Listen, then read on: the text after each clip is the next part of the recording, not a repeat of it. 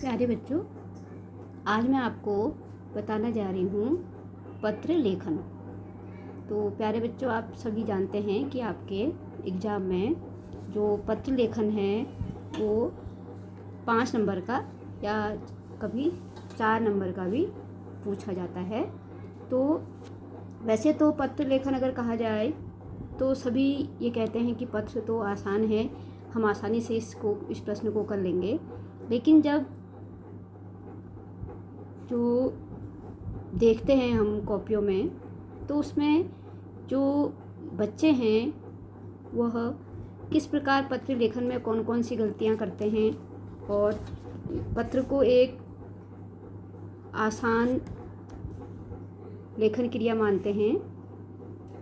तो इसलिए मैं यहाँ पर कुछ ऐसे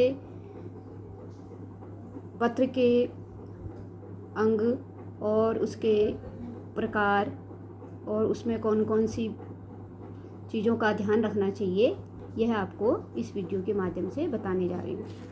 तो पत्र लेखन, जैसे कि आप लोग जानते हैं कि पत्र पुराने समय में एक ऐसा माध्यम था जिससे हम एक स्थान से दूसरे स्थान पर सूचनाओं को आदान प्रदान करते थे। लेकिन अब जो जो मीडिया का प्रचार प्रसार हुआ, वैसे वैसे पत्र लिखना अब बहुत कम ऐसा सुना जाता है कि किसी का पत्र आया है या हमने किसी को पत्र लिखा है, क्योंकि अब यह पत्र लिखने का जो माध्यम है वह धीरे धीरे मैसेज और फ़ोन, वीडियो कॉल, ईमेल, इन सब चीज़ों में परिवर्तित हो गया है। तो पहले समय में अपने विचारों और भावों को व्यक्त करने के लिए जो लोग थे वह पत्रों का ही सहारा लेते थे। तो हमने भी सुना है अपने माता पिता से कि महीनों लग जाते थे एक पत्र को प्राप्त करने में, या कोई अगर सूचना आपको देनी है तो वह सूचना महीनों तक दूसरे तक पहुंचती थी। और जब हमारा समय था तब भी हम लोगों ने यह देखा कि उस समय पत्र लिखने का बहुत अच्छा एक अपने भावों को पूरी तरह से किसी कागज़ पर लिख देना, मन के पूरे भावों को व्यक्त कर देना, पत्र ही इसका माध्यम था। क्योंकि पत्र को हम हमेशा आजीवन समेट के सहेज कर रख सकते हैं, लेकिन जो मैसेज हैं, जो फ़ोन हैं, उन सबको हम जीवन भर नहीं रख सकते। तो यही पत्र की एक विशेषता है। तो यहाँ पर मैं बता जा रही हूँ आपको पत्र लेखन क्या है। पत्र लेखन एक आवश्यक कौशल है जिसमें अपने विचारों और अपने भावों को अभिव्यक्ति के लिए पत्र लेखन का प्रयोग किया जाता है। अपने सगे संबंधियों, पदाधिकारियों, मित्रों, संपादकों आदि से जोड़ने की कला पत्र लेखन कहलाती है। तो यहाँ पर पत्र लेखन को एक हम कला भी कह सकते हैं। जिस प्रकार जो एक चित्रकार है वह किसी चित्र को बनाने के लिए विभिन्न प्रकार के रंगों का प्रयोग करता है, और किस रंग को वह कहाँ पर प्रयोग करेगा जिससे कि उसकी जो पेंटिंग है वह सुंदर बने, वैसे ही पत्र भी एक कला है। इसमें यह आना आवश्यक है कि किन शब्दों का हम कहाँ पर प्रयोग करें, किस प्रकार प्रयोग करें, जिससे कि पत्र को जो पढ़े उसके एक अलग सा उसके ऊपर प्रभाव पड़े। तो यह एक कला भी कही जाती है पत्र लेखन, क्योंकि पत्र लिखना हर किसी के लिए आसान नहीं है। पत्र लेखन हमारे जीवन का महत्वपूर्ण अंग है जो लोगों को समाज से जोड़कर रखता है। फिर देखिए, श्रेष्ठ पत्र लेखन। एक अच्छे पत्र लेखन के लिए किन किन बिंदुओं को हमको ध्यान रखना जरूरी है। सबसे पहले है स्पष्टता। तो स्पष्टता क्यों कहा गया है कि अगर हम पत्र लिखते हैं तो पत्र का जो विषय है वह स्पष्ट होना चाहिए। उसमें अनावश्यक बातों को पत्र में नहीं लिखना चाहिए। क्यों? क्योंकि जो बातें हम पत्र के माध्यम से दूसरे व्यक्ति से कहना चाहते हैं, अगर हम उसी बात को घुमा फिरा कर करेंगे तो वह बातें उसकी समझ में नहीं आएंगी। तो इसलिए आपको पत्र की भाषा को स्पष्ट रूप से उसमें अपनी बातों को लिखना होगा। दूसरा है सरलता। सरलता ये क्यों कहा गया है? सरल होना चाहिए, क्योंकि जिस भाषा का आप प्रयोग कर रहे हैं वह भाषा सामने वाले की समझ में भी आनी चाहिए। फिर है संक्षिप्तता। संक्षिप्त होना चाहिए तथा विषय के अनुकूल होना चाहिए। जो आप उसमें लिखना चाह रहे हैं वही उस पत्र में लिखा जाना चाहिए और कम शब्दों में अधिक बात करने की कोशिश करनी चाहिए। फिर है शैली। तो शैली का मतलब है कि जो आप उस पत्र के माध्यम से दूसरे व्यक्ति से कहना चाहते हैं उसे इस तरह से कहा जाए कि सामने वाला वह बात मानने को तैयार हो जाए। ठीक है। फिर है मौलिकता। मौलिकता और जो भी आप संदेश इसमें देना चाहते हैं वह स्पष्ट होना चाहिए, मौलिक होना चाहिए, बनावटीपन नहीं होना चाहिए। फिर देखिए पत्र के प्रकार। तो आप सभी जानते हैं कि पत्र दो प्रकार के होते हैं। एक आपका होता है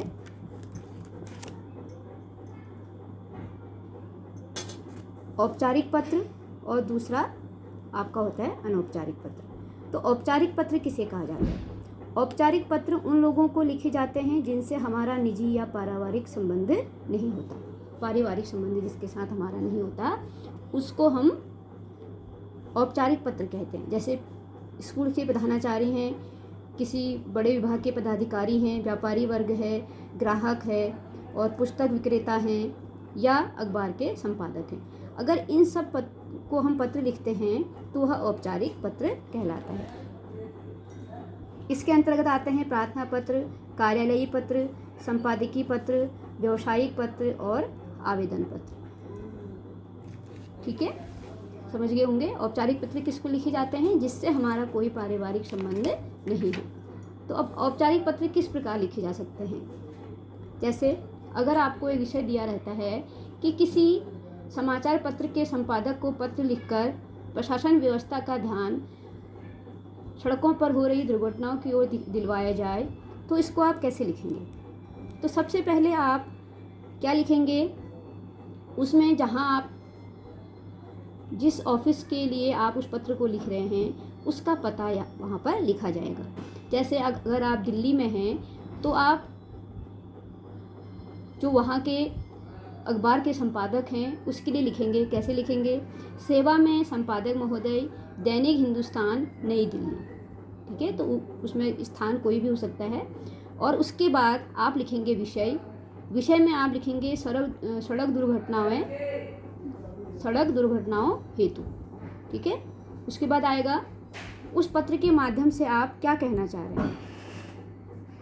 जैसे आपका विषय था कि प्रशासन व्यवस्था का ध्यान सड़क की दुर्घटनाओं की ओर दिलाते हुए आपको एक समाचार पत्र के संपादक को पत्र लिखना है, तो उसमें आप कैसे लिख सकते हैं इसको कि मैं इस पत्र के माध्यम से प्रशासन व्यवस्था का ध्यान दिन प्रतिदिन बढ़ती हुई सड़क दुर्घटनाओं की ओर आकर्षित करना चाहती हूँ।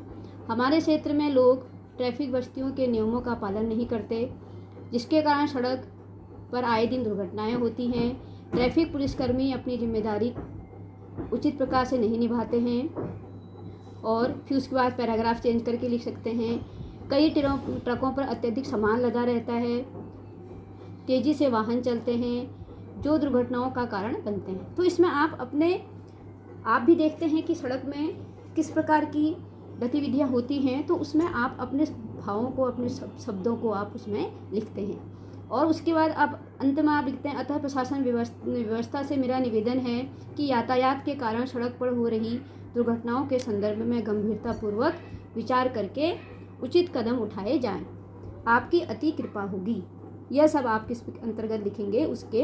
उसका मुख्य आपका विषय था उसके अंतर्गत। और उसके बाद जब आप ऊपर सेवा में संपादक महोदय लिखेंगे तो वो भी आपका बाईं तरफ लिखा जाएगा। और वैसे ही नीचे आप पत्र की समाप्ति पर जो लिखेंगे, धन्यवाद भवदीया। बोर्ड परीक्षा में नाम नहीं लिखा जाता है, तो क ख ग और अपना घर का पता। ठीक है, ये सब चीज़ें औपचारिक पत्र के अंतर्गत आती हैं, यह उसका एक प्रारूप है। फिर आपका दूसरा जो आपका पत्र का प्रकार है वह है अनौपचारिक पत्र। तो अनौपचारिक पत्र जैसे ही नाम से ही समझ में आ रहा है कि अनौपचारिक पत्र कहा जाता है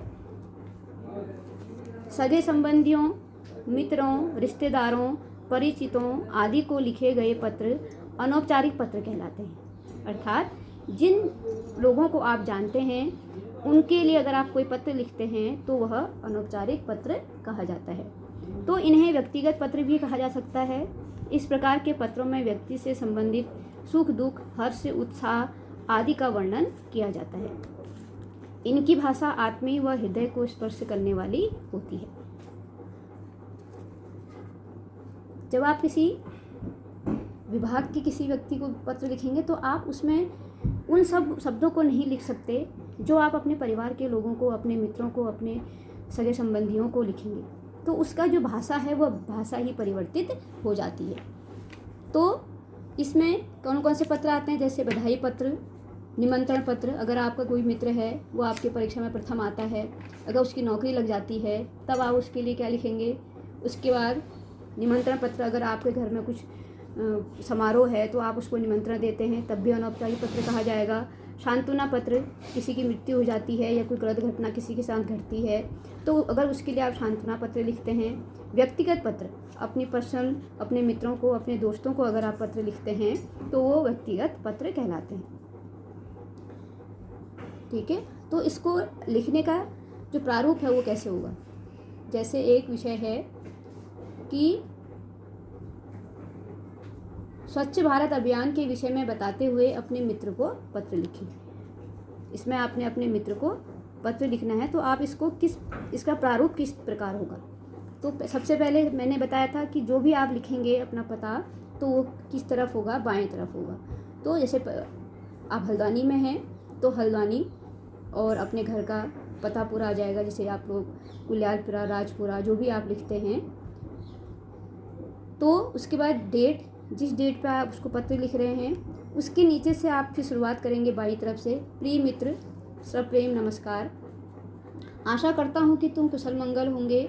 मैं यह पत्र स्वच्छ भारत अभियान के संबंध में कुछ महत्वपूर्ण बातें बताने हेतु लिख रहा हूँ। उसके बाद आप पैराग्राफ चेंज करके फिर लिखेंगे, प्रिय मित्र, मैं प्रधानमंत्री स्वच्छ भारत अभियान में बहुत प्रभावित हूँ। आसपास के परिवेश को सुंदर बनाने हेतु स्वास्थ्य संबंधी परेशानियों से बचने के लिए स्वच्छता बहुत आवश्यक है। तो इसको आपको क्या लिखना है कि स्वच्छ भारत अभियान के तहत आपके मन में जो इसमें देश में कुछ ऐसी जो स्वच्छ भारत अभियान चलाया गया है उससे क्या लाभ है, उससे यह स्वच्छ भारत क्यों रखना है, इन सब भावों को आप उसके अंतर्गत लिखेंगे। उसके बाद अंत में जब आप पत्र को समाप्त करते हैं तो आप पैराग्राफ चेंज करेंगे। मुझे आशा ही नहीं परंतु पूरा विश्वास है कि तुम इस निमंत्रण को स्वीकार, तो कह रहे हैं आप उसको निमंत्रण दे रहे हैं कि आप आके इस स्वच्छ भारत अभियान का एक हिस्सा बने। तो उसको उनको आप एक संगठन में निमंत्रित कर रहे हैं कि संगठन है उसमें आप आकर भी इसमें आप हमारा सहयोग करें। तो आप उससे कहोगे कि आप आएंगे तो हमें बहुत अच्छा लगेगा, आप इस निमंत्रण को स्वीकार करके आप इस समय इस दिन यहाँ इस संगठन में आए और हमारे कार्यालय में आकर अवश्य आएँ और अपने जो घर पर हैं उनके लिए आप प्यार कहेंगे, उनको प्रणाम कहेंगे। उसके बाद फिर बाईं तरफ ही उसका अंत में लिखेंगे तुम्हारा मित्र, अपना नाम। ठीक है, ये आपको मैंने दो औपचारिक और अनौपचारिक पत्र के दो किस प्रकार आप लिखेंगे प्रारूप बता दिया। तो पत्र के अंग भी कहे जाते हैं। पत्र के अंग होते हैं, कौन कौन से अंग होते हैं, जैसे अगर आप पत्र को लिखने का एक क्रम होता है। अगर आप सेवा में श्रीमान नीचे लिख देंगे और पते को नीचे लिखेंगे, जो आपके विषय को नीचे लिख देंगे तो वह पत्र नहीं कह सकता। ठीक है, तो पत्र कब होगा, जब जिस क्रम में उसे लिखा जाता है वे पत्र के अंग कहलाते हैं। किसी भी पत्र में निम्नलिखित अंग होते हैं, जैसे शीर्षक या प्रारंभ। तो पत्र में सर्वप्रथम आपको शीर्षक के रूप में पत्र लिखने का नाम व पता लिखा जाता है, जानते हैं सभी।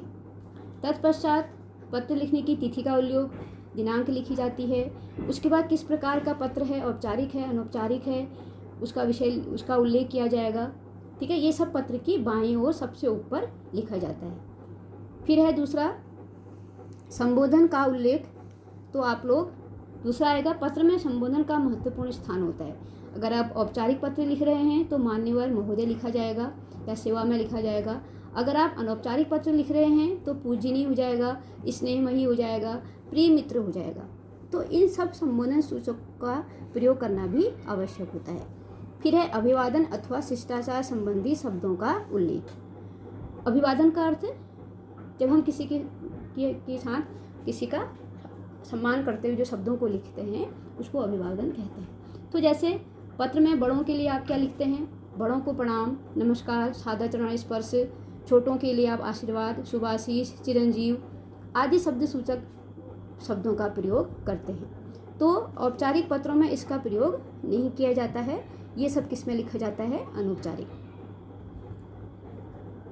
फिर अगला है विषय वस्तु। विषय वस्तु का मतलब, विषय वस्तु पत्र लेखन का महत्वपूर्ण अंग होता है और इसे पत्र का मुख्य भाग भी कहा जाता है। इस भाग में अपने भावों और विचारों को प्रकट किया जाता है। ठीक है। फिर है अगला समाप्ति अथवा अंत। तो पत्र को जब हम समाप्त करेंगे तो वो किस प्रकार करते हैं? तो पत्र के अंत में विषय में लिखते हुए पत्र को समाप्त किया जाता है। औपचारिक पत्र में आप क्या लिखते हैं? सधन्यवाद लिखते हुए आप बहुधी, प्रार्थी, आज्ञाकारी आदि शब्द सूचक शब्दों का प्रयोग करते हैं। और अनौपचारिक पत्र में आप प्यारा, स्नेह आकांक्षी, हितैषी, शुभाकांक्षी इत्यादि शब्दों का प्रयोग करते हैं। तो औपचारिक व अनौपचारिक दोनों पत्रों के अंत में यदि परीक्षा में पूछे गए पत्र में नाम व पता उल्लेख नहीं किया जाता तब वहाँ क्या लिखेंगे आप लोग? क, ख, ग का प्रयोग किया जाता है। ठीक है। तो सभी बच्चों को यह वीडियो समझ में आई होगी। अगर आप लोगों को यह वीडियो अच्छी लगी हो तो आप अपने मित्रों को यह अवश्य शेयर करें, लाइक करें, सब्सक्राइब करें, तभी आपको अगली वीडियो का नोटिफिकेशन मिल पाएगा।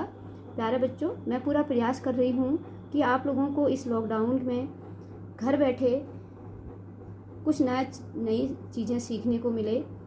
तो अगर मैं आप लोगों के लिए इतना मेहनत करती हूँ तो आप थोड़ा सा मेरे को भी थोड़ा उत्साहित करें ताकि मैं और अच्छी मेहनत करके आपके लिए वीडियो बनाऊँ। तो जो अगला वीडियो मैं आपके लिए बनाऊँगी वह मैंने निबंध लेखन के लिए बनाऊँगी। तो निबंध किस प्रकार लिखा जाता है, कौन कौन से उसके अंग हैं, किस प्रकार निबंध लिखते हैं, उन सब चीज़ों को मैं अगली वीडियो में बताऊँगी। इसके अलावा रस, अलंकार, संधि, ये बहुत सारे ऐसे विषय हैं जो बच्चों को मैं अपने इस वीडियो के माध्यम से बताने का पूरा प्रयास करूँगी। तो आप सभी इस वीडियो को अवश्य देखें और अगर आपको लगता है कि कुछ इसमें कमियां रह गई हैं तो आप वो मुझे बता सकते हैं ताकि मैं उन कमियों को सुधार कर कुछ और अच्छा करने का इसमें प्रयास करूँ।